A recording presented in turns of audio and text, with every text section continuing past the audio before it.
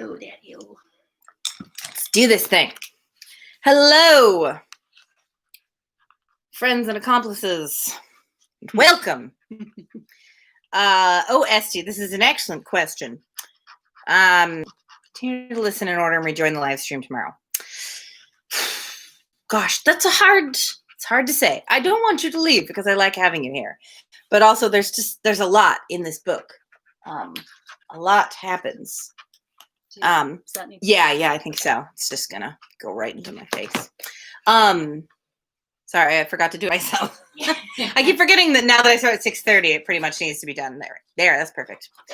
Anyway, yeah, there's just a lot going on in this book, and it feels like just be very confusing if you've missed it. I guess stick around today, and if I start reading and you feel like I have no idea what is going on, then you can rejoin tomorrow. Oh, well, I'm sorry that my voice was so soothing that I put you to sleep. You're welcome, and I'm sorry. Anyway, I'm sorry for you to have to skip today, but yeah, probably better if you think you'll have time to finish yesterday's video and watch today's video before tomorrow's video so you can get back on track, then that might be the best approach. Anyway. Otherwise, it might just be a non-linear storytelling. Yeah, which it already is a little bit with the intermezzos. Obviously, are a little bit out of time, although they're placed in a point in the story where it makes sense to know. It affects the scenes after it and what have you. I feel it does anyway. Yeah. But they're slightly less important to hear in order. Right. And I guess the whole thing about visiting Susie at work, you didn't need to. Well, never mind. It's too hard to piece out. Like, well, could this have gone in a different order? This only for the writer to say. Yes. Anyway, so, also there was a huge. Oh yeah. There's a huge bombshell gets dropped right at the end of the last chapter.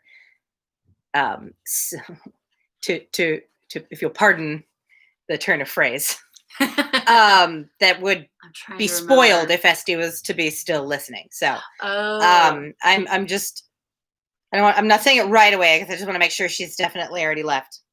Okay, they'll get them out. Yes, all right. So if you're still here, yeah, I just remember there's a big reveal at the end of the last chapter that I think it would be sad to have that spoiled. So, sorry, Esty, and thank you for tuning in, and I'll see you tomorrow. But I know what you're talking about. Okay. Yeah. Okay. Yeah.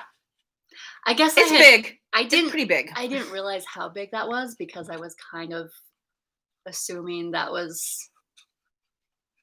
they're already so far from home in terms of time, not just space, that like. But yeah, there's certainly a difference from, well, you can never go home again to, no, you literally can't go home again. Right. Yeah.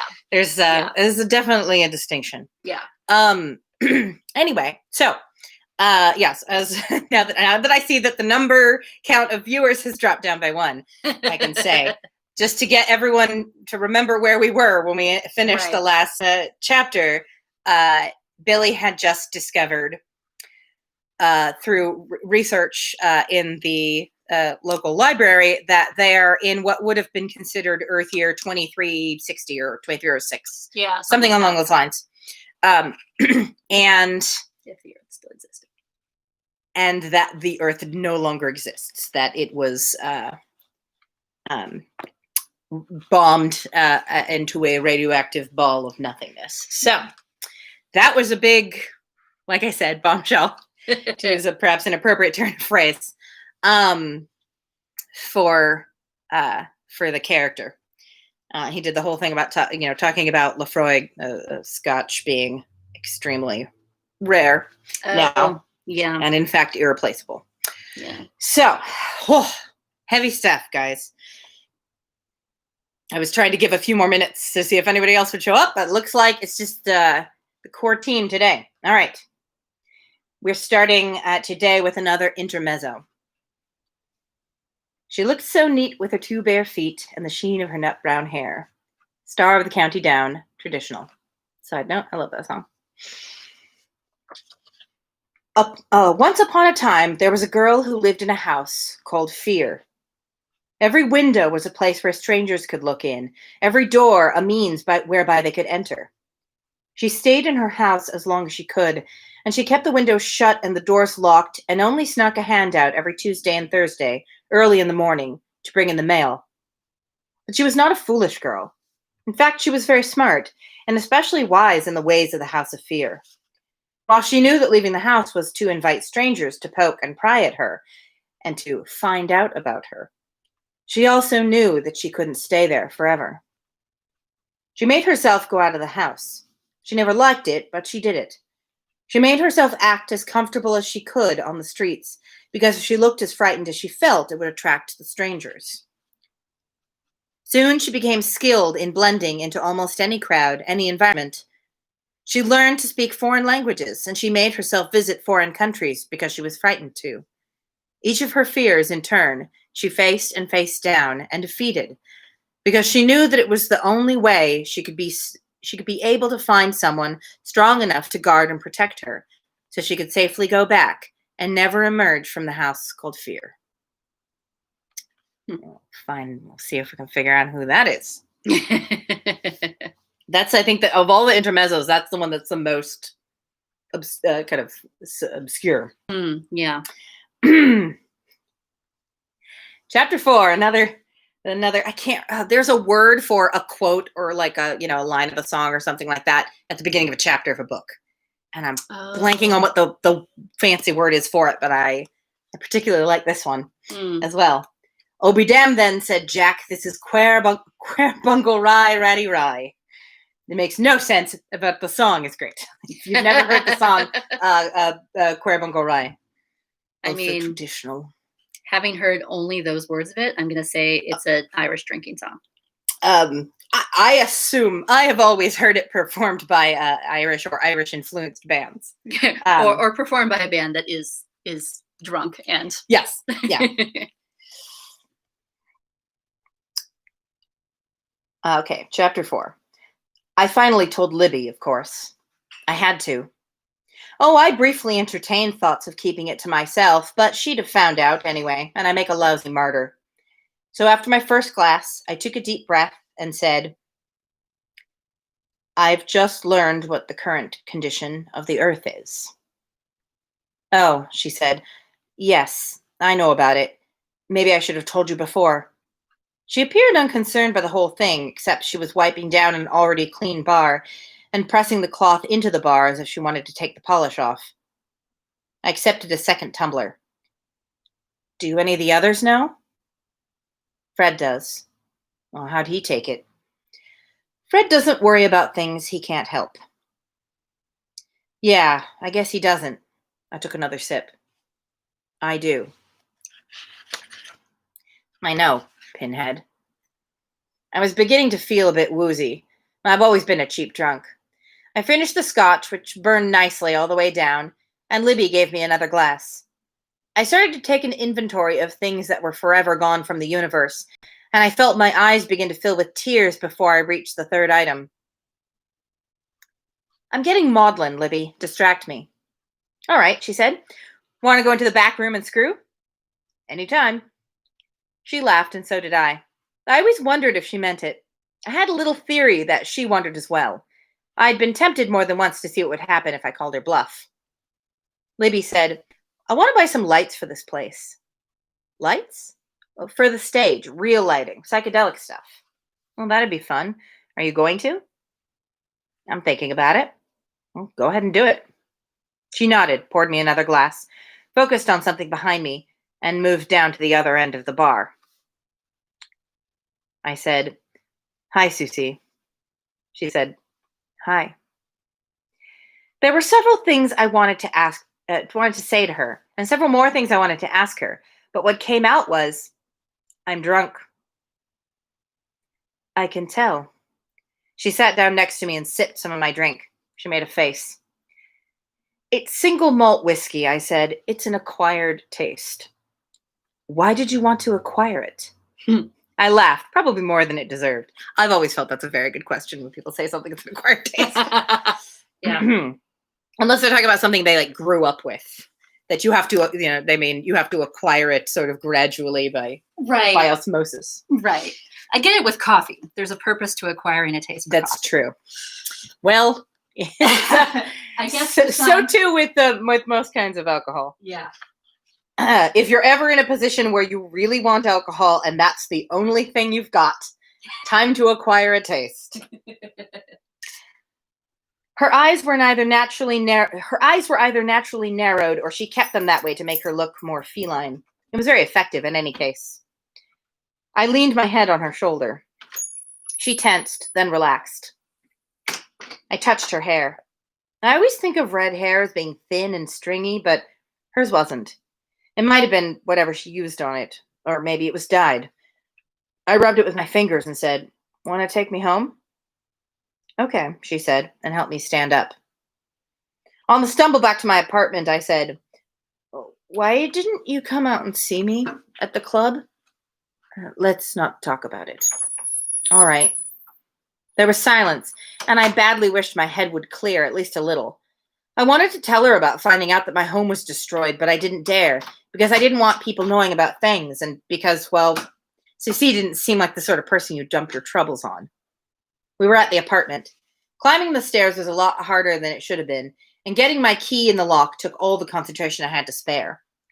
But we were finally inside, and I led the way to my room and collapsed on my futon, noting thankfully that the room wasn't spinning, and stared up at Susie, who shook her head sadly. "I'm drunk," I explained again. "I know," she said. She sat down next to me and stroked my forehead. In my drunken stupor, it seemed like an uncharacteristically, tender gesture. I almost said those 3 words, but retained enough rationality to know that would be a bad idea. Besides, what does it mean coming from a drunk? And as we sat there, the thought came to me, when did you start thinking you knew her so well that you can make all these deductions about what she's like? I kept looking at her. The voice inside my head whispered to me once more, in case I'd forgotten it. "You've got it bad, son." She kissed me on the cheek, and I almost choked up. I stroked her hair and kissed her clumsily. I was too drunk to make love, but she kissed me back, and then she was lying across me. Then I rolled over, and I heard myself making little whimpering sounds. Her skin was so soft. I'm usually no good for sex when I'm wasted, but I guess there are exceptions to everything. We made love 3 times that night. At one point, she said, "Are you always so horny?"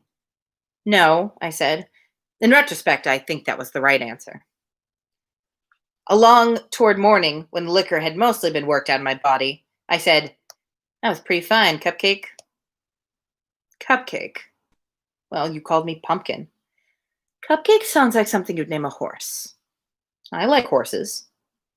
"Are there things you haven't told me, I said, "Anyway, Cupcake, I could kill you in your sleep." "Probably. Just don't wake me up, okay?" Ouch. Sometime later, I said, "Hey, babe." "I don't think we ought to be serious about it. I mean, I like hanging around you." She smiled.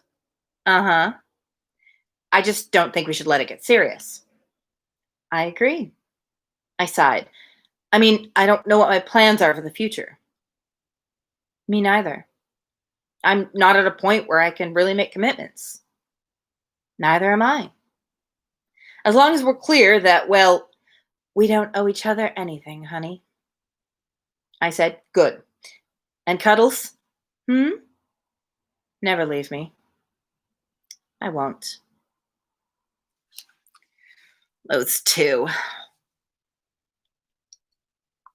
They're as bad as each other, as they say. Hello, Aaron. Welcome. One sibling exits, another enters. Unfortunately, Esty fell asleep before the end of the last reading yesterday. And since she missed such a big bombshell at the end of it, I told her to go ahead and catch up and then tune in tomorrow. But you have read the book.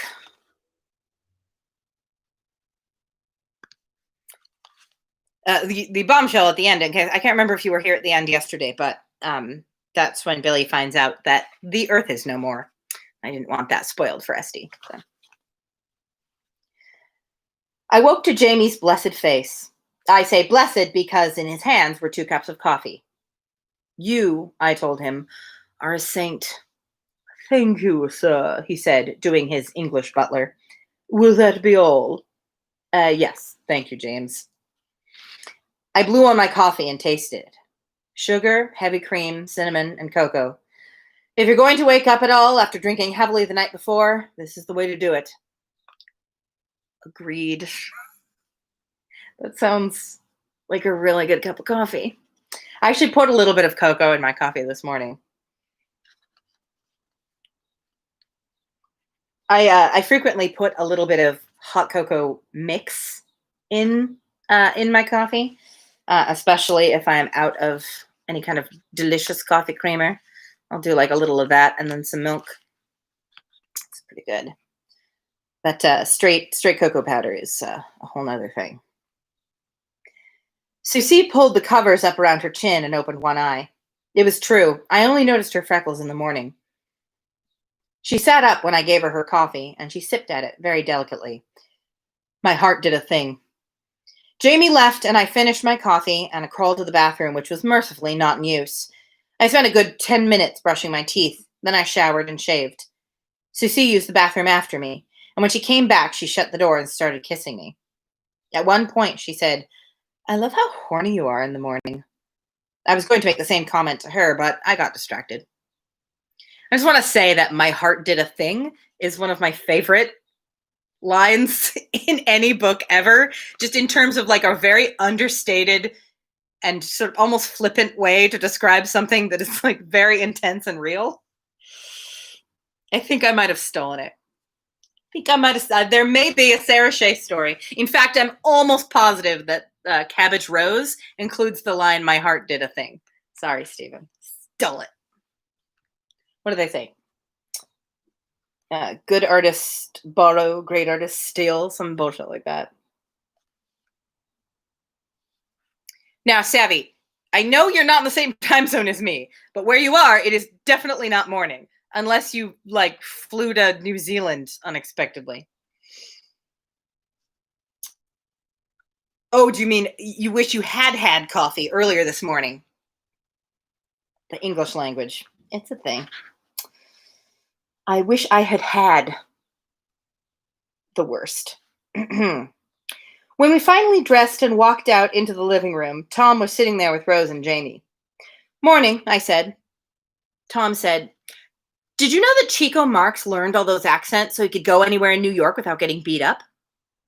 Is that true? I said. Yep. Cool. Did you know that you look funny sitting there without Carrie?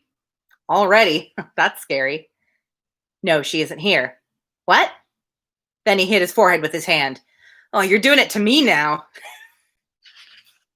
I'm becoming infected. What is this about? Asked Susie.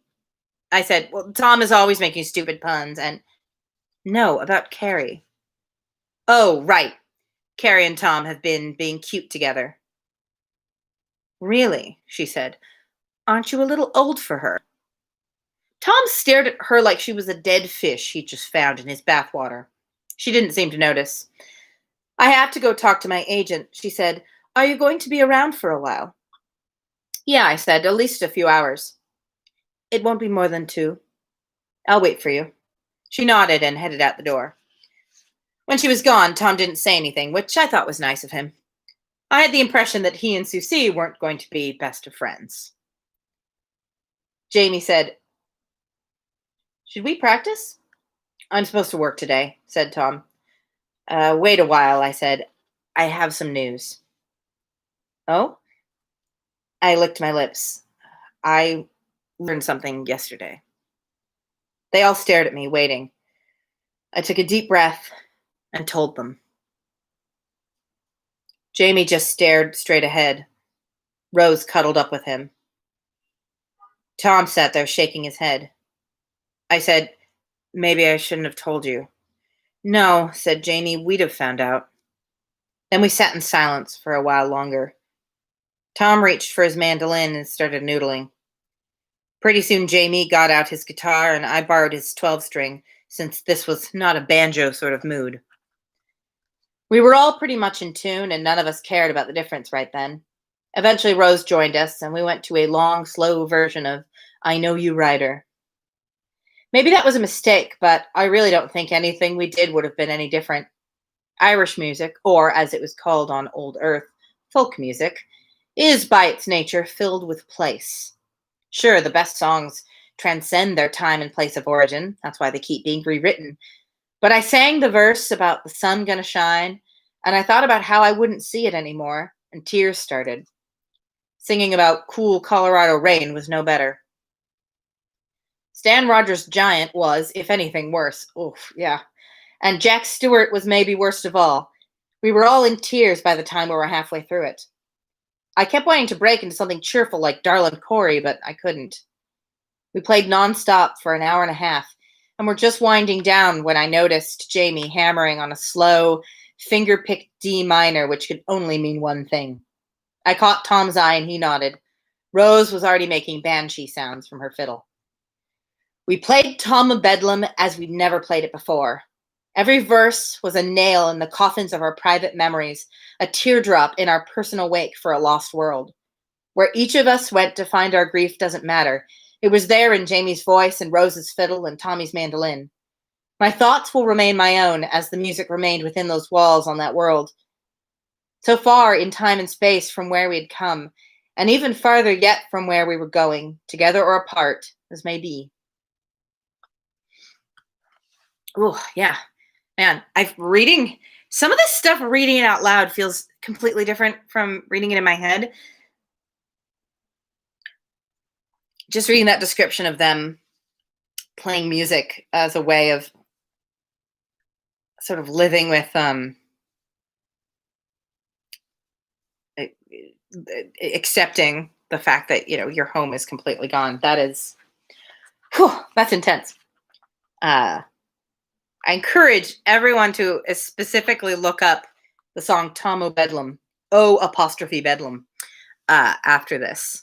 I wish I could recommend the perfect recording of it, but probably anything you find will be good, especially if it's a performer you already like.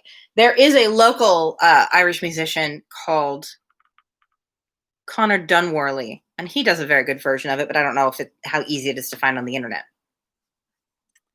I think he has a Bandcamp.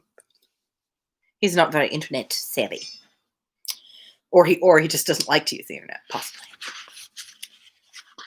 Also, for the record, he's a musician from Ireland, not just a musician who plays Irish music. Fancy. Okay. When Susie came back, I asked her if she was hungry, and she was, and she didn't mind eating at Feng's since they had pretty good variety. So we walked down there along some tree-lined side street that ran parallel to Le Duc, slow and quiet, and I was glad we were together. We didn't say a word as we walked. She seemed to sense that I had a lot on my mind. Tell me this, my friend. Was what I was feeling at that moment real? Or was I just working very hard not to think about the earth and all the things I might have to do but didn't want to, and investing all that emotion into her just because she happened to be there and willing? And for a chance at the big deal of the day, does it matter? Rich was in the tap room and was just finishing drinking something clear and bubbly. I said, Sissy water? Sissy water. The local stuff? Yeah. How is it? He shrugged. What can I say? I laughed, I cried, I fell down, it changed my life. It was good, the end. Yeah, it's pretty good. Right. Rich, this is Susie. Susie, Rich. How do you do? Hi. So, Rich, you finished the pipes? Yep. Good. Where's Eve? The library. Oh? Libby was talking to us about what you learned yesterday. Oh. Susie glanced at me, but Libby called for Fred from the back room just then. I yelled back, he just went into the men's room. What is it? Delivery. I'll get it, I said. Want help? Asked Rich. I shrugged, not knowing how big a delivery it was likely to be. Susie sat down to wait while Rich and I went back to the rear entrance. There was a neat stack of 12 boxes just inside the door, each box about 2 feet by 1 by 1. I hefted one, and it weighed about 15 pounds, which wasn't bad. I looked at the label and smiled. The local whiskey, I think. We should sample it, said Rich, after we move it in.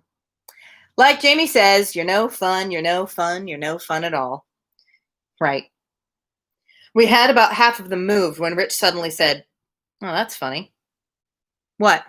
The seal on this one. I looked. I don't see any difference. Oh, the tape isn't even. I looked again. It probably came open, so some guy had to do it instead of a machine. He nodded, picked it up, stopped, and his brows knitted. He set it down again. Look at this. What? He pointed. There was the tiniest lump at one end of the box near the seal. I said, don't ask me. Open it up if you're that curious. I think I will, he said. Have a knife on you? No, where's your toolkit? The other room. I'll get it. I moved another box while I went for his toolkit. I saw him poised there for a moment, about to break the seal. Then he stopped again. Billy, does this look funny to you? What now? He pointed again to the strip of tape sealing it shut. I looked closely. Then said, yeah, it's like there's a wire or something below the tape. He nodded. I shrugged. If you stare at anything long enough, it'll look funny, I said, but there was no conviction in my voice. My mouth felt dry, although really I hadn't consciously thought of anything it could mean at the time. Rich's movements suddenly became more fluid and simultaneously sharper, more precise. He kept his eyes on the box while his hand found something in his toolkit, which he switched on and pointed at various parts of the box. It beeped twice in various different tones at different places. He found something else, held it only a bit away from the top of the box and pressed a stud, studied the display on top. He did this again, then said, Billy, get everyone out of the place. I said, is it? Do it now, he said. Right. I spoke to Fred first. We need to clear the building. He didn't even bat an eyelash. He just said, you take the dining room, I'll take the tap room and kitchen area. What about Rich? He's staying for the moment, I said, and was suddenly very happy that Eve wasn't around.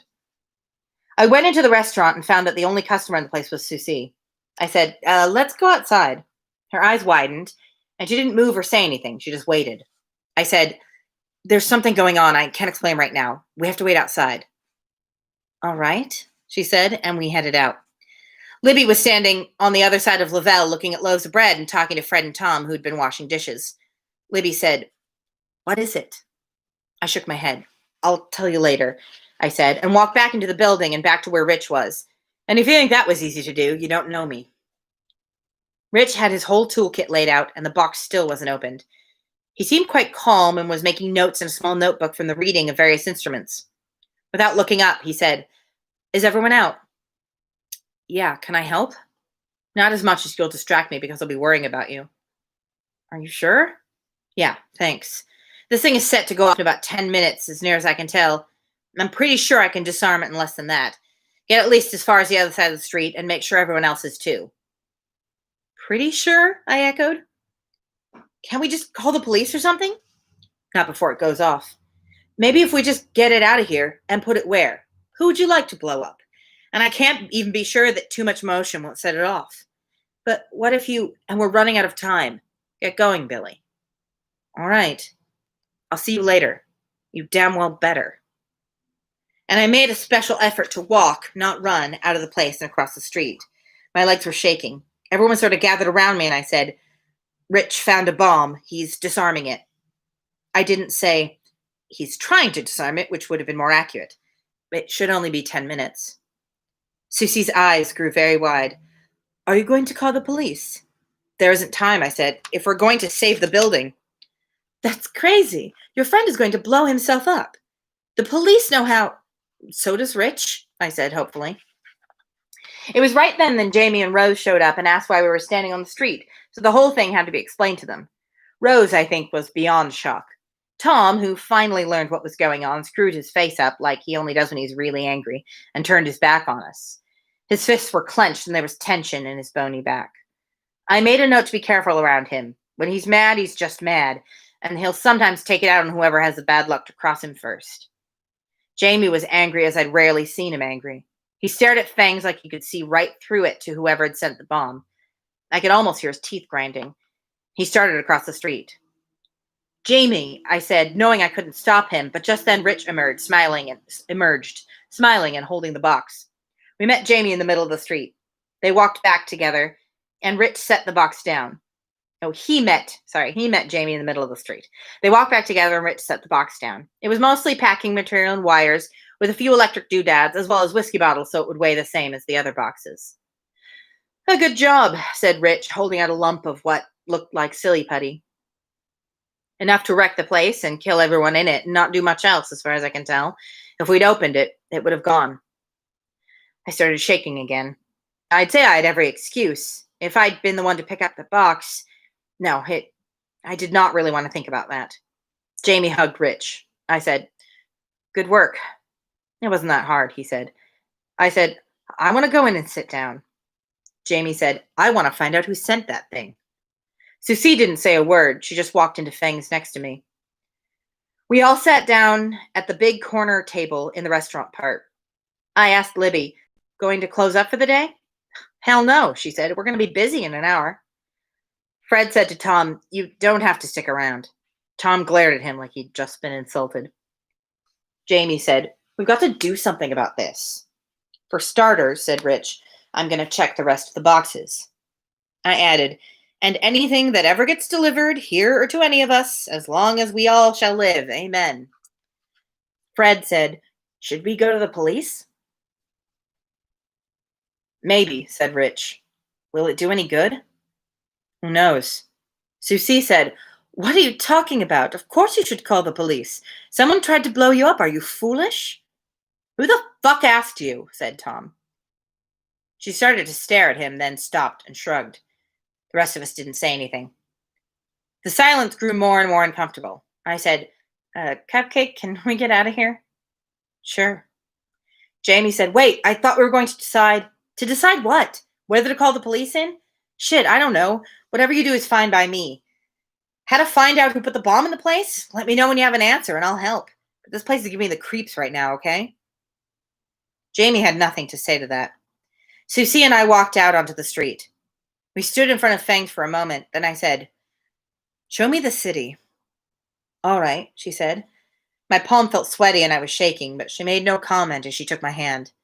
It was what I needed just then, and that is the thing I remember. She led me off down the street.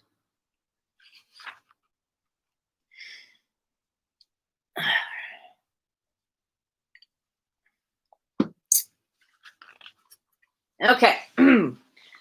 Another intermezzo. I was feeling very thirsty after eating salty grub when Lady Luck directed me to Mrs. Rocket's pub.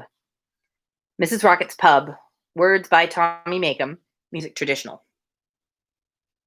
You know, I actually think I might just make a playlist of all the songs that are referenced in this book. There's a lot of them, though. That would be a lot of work. But as long as I can always keep up to what we've read, and then after reading, I can go and add the songs, then you guys can go and listen to the songs if you want. That'd be kind of cool. We'll see. He did helpfully put a list in the back of all the songs that are referenced. Good afternoon, Mr. Feng. I've completed work on the unit. How goes the, that is, the overlay hasn't been done yet, so you can relax. Tomorrow, what about the unit? I've tested all the mechanical functions. I'm leaving a set of repair assemblers in a floater in the basement. They will keep the equipment running as long as the integrity of the floater is. I've studied elementary biology. What else? The various nexus points are programmed into the DNA of the assemblers and hence into the unit itself. The power for each shift, of course. I know. What about the rest of it? Rest of it? What does the unit look like, idiot? Oh, as you know, we have... Don't tell me what I know. What does it look like? We used a bar and restaurant motif. That sounds good. We've used all the information about Earth that you supplied us with. It was quite extensive. I think the restaurant will blend in nicely. Good. How will it determine location? Uh-huh. Well, as I said, the nexus, no, precise location, blending in and, between departure and arrival, we have enough local time between 1.64 and 2.09 seconds for the squirmware to analyze local parameters to, will you shut up? But you asked. I know all that. I want the algorithm. Oh, sorry, I don't know it. You'll have to find someone who works with the. Never mind. I'll find out later. I take it you're going to decorate it. Oh, yes, period, of course. I hope. We'll do our best. We're putting a plastic banana over the door to the outside and a do the job sign in the kitchen, if that's all right. It doesn't sound like it's pushing believability too much. I hope not, sir. Don't call me sir. Sorry, Mr. Feng. Is there anything else we can do for you? No. If the unit will blend in and the assemblers will keep it working, I'll find someone to verify the squirmware, and the rest is just luck. And skill, Mr. Feng. Care for a fortune cookie? A what, Mr. Feng? Never mind. Do the job. Do the job, Mr. Feng. I frequently say do the job to myself, not necessarily in the way that they use it in the book, but it's a sort of general greeting or whatever. But I have sometimes when I'm, just being whiny and don't want to do something, I'm like, do the job. Chapter 5. Should have enough. We should have enough time for chapter 5, and I can always find a good starting voice if we don't. I really stuck with ending on chapter endings with Emma, but I feel like it's better to just have a nice length of reading. You can usually find a decent stopping point somewhere in a chapter if you need to. All right, chapter 5. As each day becomes another day, each year another year, I'd trade a year in heaven for a day with you, my dear. Another time and place, Dave Van Ronk. Someone tried to kill us. I was told that right outside New Quebec was a series of natural caves, hollowed out over the course of eons by the Quebec River, and that the hills overlooking the city had a sunflower-like plant that bloomed all day, all year round, and grew so thick you'd think you were wading in sunlight when you walked through the meadows. I was told that New Quebec was founded by explorers from the Winnipeg Dave, which still stood in what was now the center of town, and that the town hall built from its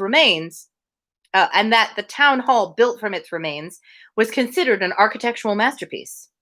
I'm told that the Science and Agriculture building was a combination of living space, office space, greenhouse, and outdoor park, with each part blending into the others, and was one of the things that gave New Quebec its personality.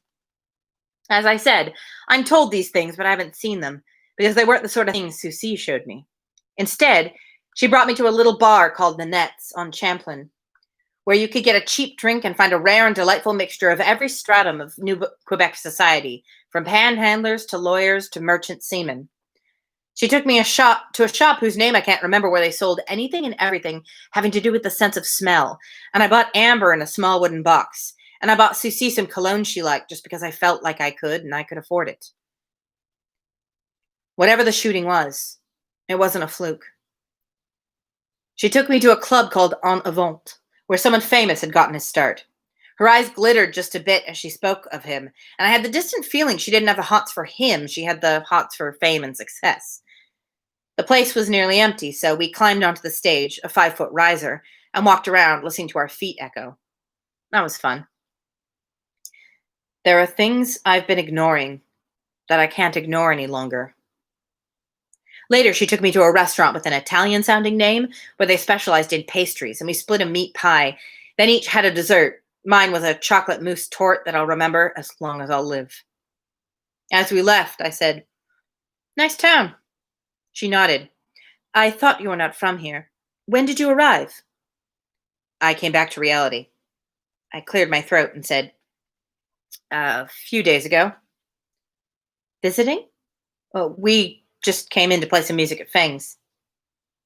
"That's all?" Pretty much. Oh, then, casually, going to be here long? No, I'm not sure. Maybe not more than a month or two. What's wrong? Nothing. All right. Where are you from? Originally? Off planet. Really? I've never been off planet. Where? Am I from? Yes. It doesn't matter. It's gone now. Gone? Oops. Well, you can never really go back. What do you mean? Well, when you leave something and then come back to it later, you find it's changed into something else. Deep, she said, ironically. I winced. Well, all right, I slipped. I originally meant something a little more practical than that. Oh. I studied her for a moment, then said, Why do you care? She shrugged. You've made me curious. Where are you from that doesn't exist anymore? I licked my lips. Would you believe the Earth? No. Good. Would you believe me to expect it? Would you expect me to believe it? No. She looked at me, but only said, Where do you want to go? Back to the apartment? I don't really want to see, what's his name, Tom, right now. How about my place? Sure, I said. Which way is it? Same direction as yours, about a half-mile closer to the river. After a while, I said, Thanks. For what? Showing me the town. Help take my mind off things like bombs and bodies. She nodded. I said, It all feels so unreal. The killing, bomb scare, all that. I keep expecting to wake up. She nodded. A friend of mine had her husband die, and she said it was like that. She was walking around knowing it had happened and not really feeling it, and knowing it would all hit her and wondering when and how hard. That is a very real feeling, and it is not a good feeling. I have been there. I know something bad happened. I'm clearly not dealing with it. Oh boy. There are some bad times in my future, and I have no idea when they're going to come. I said, That's it, yeah. It's been like that since the first time we jumped, and that was more than 2 years ago. Jumped? I caught myself. Never mind. No, tell me about it. You won't believe me. So? I had lost count of the slips I'd made to her. The events of last day had shaken me, but I knew myself well enough to know I couldn't make that many by accident. So all right. I started from Earth in the late 1980s and worked forward from there. I forgot that they mentioned that it was at least, they didn't give the specific year, but they did say the late 80s. I confess I did, as reading, the first time I think I was reading this, I was like, if it was me, I would be like, I need to come up with a plausible backstory, especially if I'm going to be dating somebody. I have to find out a place that is off planet that I could have reasonably just come from. That might be at least either one of the places that I have been that's still, if any of them are still around, or something that could be plausible, and then I can just be secretive, but I at least have a basic answer. Where are you from? No, he's a terrible liar.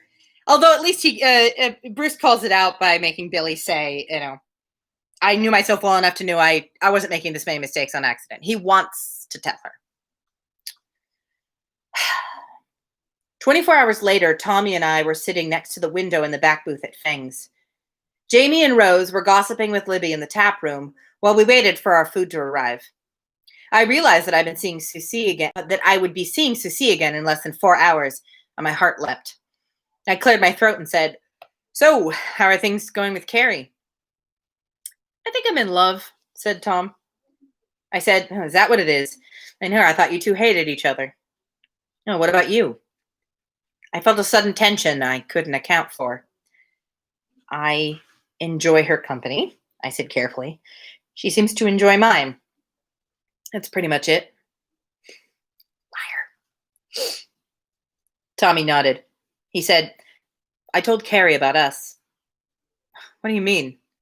I told her about how we're from Earth and keep getting moved around by being nuked. You're kidding. You really told her? Well, yes and no. What do you mean?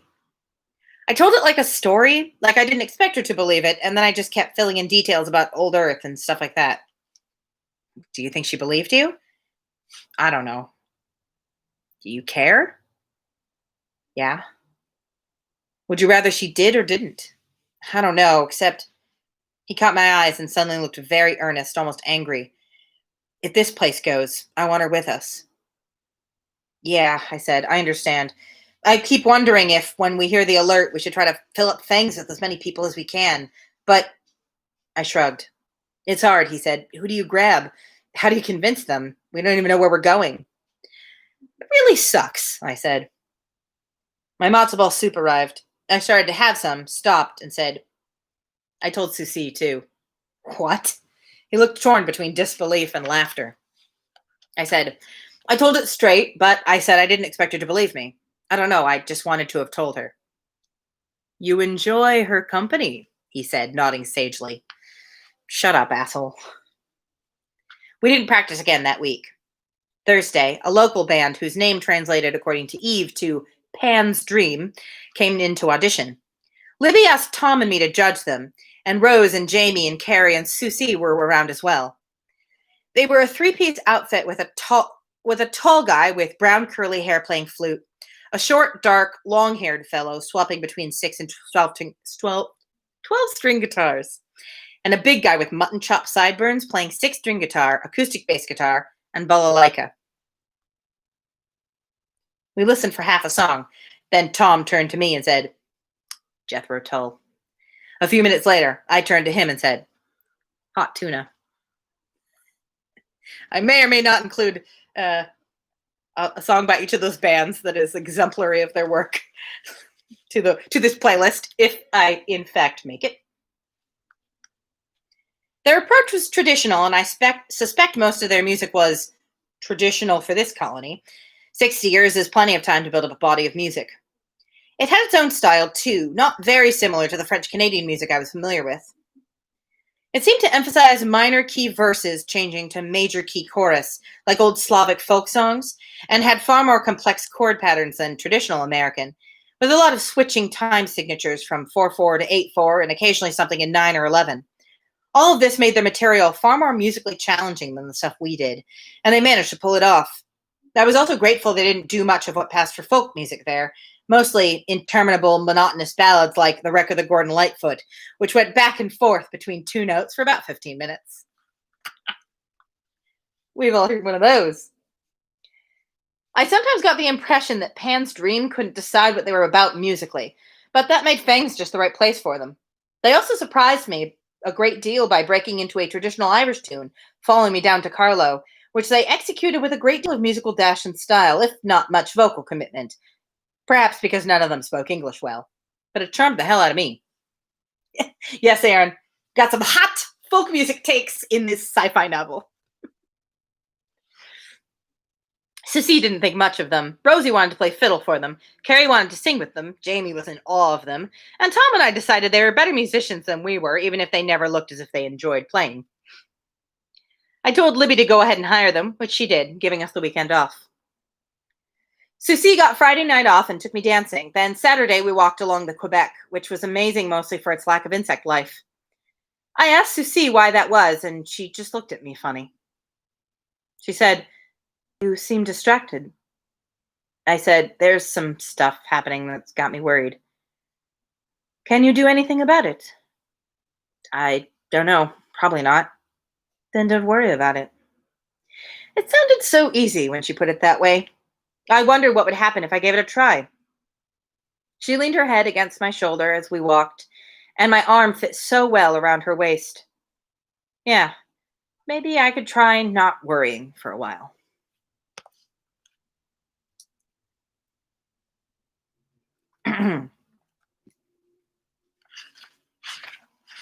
Just checking how much more I have in this chapter. All right. Might not get to the end of the chapter. We'll see. This would be just such a good end point. I was like, I'm going to check ahead, but I'm going to do a little more. It was a strange time that next week. Or was it 2, 3, a month? Even while it was happening, I had an idea of how strange even while it was happening, I had an idea of how strange it was. Like being in a dream and knowing you're dreaming. Yes, Aaron, not worrying sounds fake, but okay. I think usually not worrying just means putting the worry out of your mind so you have to deal with it later. Even while it was happening, I had an idea of how strange it was, like being in a dream and knowing you're dreaming, hoping desperately that you'll never wake up, knowing that you'll have to someday. There were things I needed to be doing, and I didn't do them. And while there were still a few lingering effects from the jump, I can't use that as an excuse for all of it. Oh, Savvy, I'm so sorry. Well, I don't know what you missed, but somebody tried to blow up Fangs, and then Tom told Carrie and Billy told Susie the truth about where they're from and everything, although neither of them really believe them. And now Billy's trying to forget everything by hanging out with Susie a lot. Where were we? There were things I needed to be doing, didn't do them. And while there were still a few lingering effects from the jump, I can't use that as an excuse for all of it. She was the center of everything for that brief time. None of us in the band felt like practicing. Rich and Eve were off in the library somewhere, and I didn't want to hang around Fangs because I knew if I did, I'd drink too much. So I spent time with Susie. I can't tell you everything we did during that strange, timeless time, but it was all, I don't know, fun seems like such an inadequate word. Dancing? Hell, I think we saw every band in New Quebec. One that consisted of just 2 synthesizer players, trading off different roles, not just between songs, but during each song. A 3-piece band that sounded like a power trio, except the material was taken from old Tin Pan Alley standards. A particularly weird combination of American square dance tunes and rock with a 50s sound that Susie told me was pretty much the leading edge thereabouts. Susie teaching me dances that had set patterns which I'd never learned in my life, and then I got to show her the slide and the cat hop, and be proud when she turned out to like them. Shopping? Watching other customers in the big department store making snide remarks to each other about how they were dressed. Juggling oranges at a produce stand, stopping in a Christian bookstore where Susie pretended she was trying to convert me, sneaking away to buy each other the sort of inane greeting cards I'd hoped had died out with older. Drugs? Oh, guilty as charged. Up for 2 days straight doing speed where reality became psychedelic in stages so gradual we weren't aware of it until we realized we were babbling to each other about the stupidest things. Making love standing up in the shower as the 200 mics of LSD started to come on, then later staring in amazed delight at the patterns the rain made on the window, doing shots of tequila and realizing there were a lot of old Earth jokes that she hadn't heard, and watching her dissolve into giggles over the pig with the wooden leg. She hated Tom, pretty much ignored Eve, got along well with Rich, and seemed to connect with both Jamie and Rose. Sometimes when I was tied up for an afternoon, she'd spend the day with the 2 of them, and I was pleased that they seemed to get along so well. I met a few of her friends, and at first I thought she was ashamed of me. Then I realized she just didn't care what they thought, and it was almost more ego inflation than I could stand. It was only slowly that I discovered how much she was coming to dominate my thoughts and actions. If she was happy, I was happy. If I wanted to do something she didn't like, such as play Going Down That Old Dusty Road, she could take the pleasure out of it, and her scorn pierced like needles. She had more moods than anyone I'd ever met, and at times I found myself just standing back and watching them. The imp in the bookstore, the seductress who first propositioned me from beneath her eyelashes, the bitch who nearly tore my throat out the second time we argued about Hag's disease, which story I'll skip, thanks. The star-to-be with her eyes gleaming and her voice calm as she spoke about the future.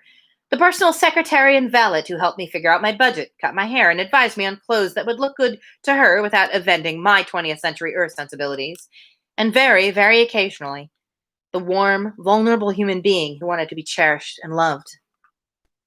She had as many different personalities in bed, too, but those aren't any of your business, and I don't think knowing will help your understanding of the strange events I've chosen to relate, so they'll stay here in my heart where I can keep them safe.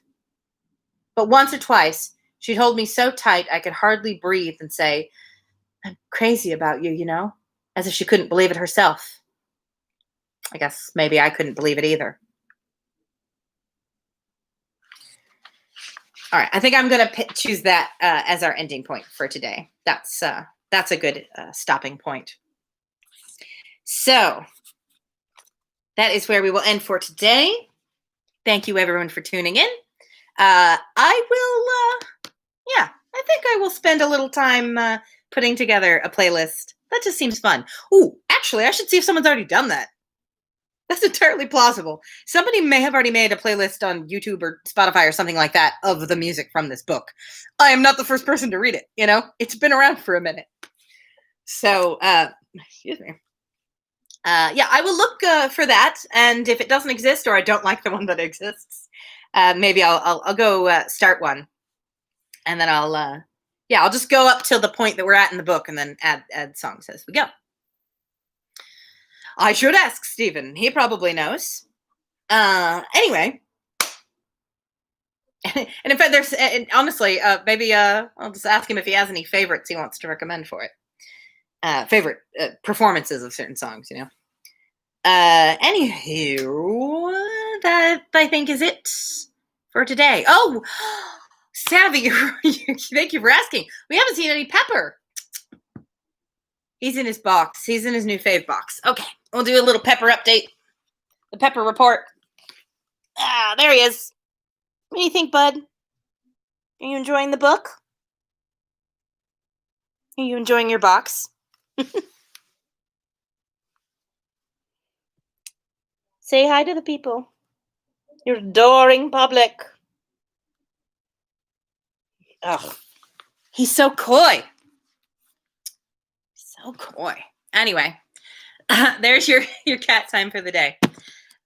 He's just looking at me over the top of the box now like, how dare you?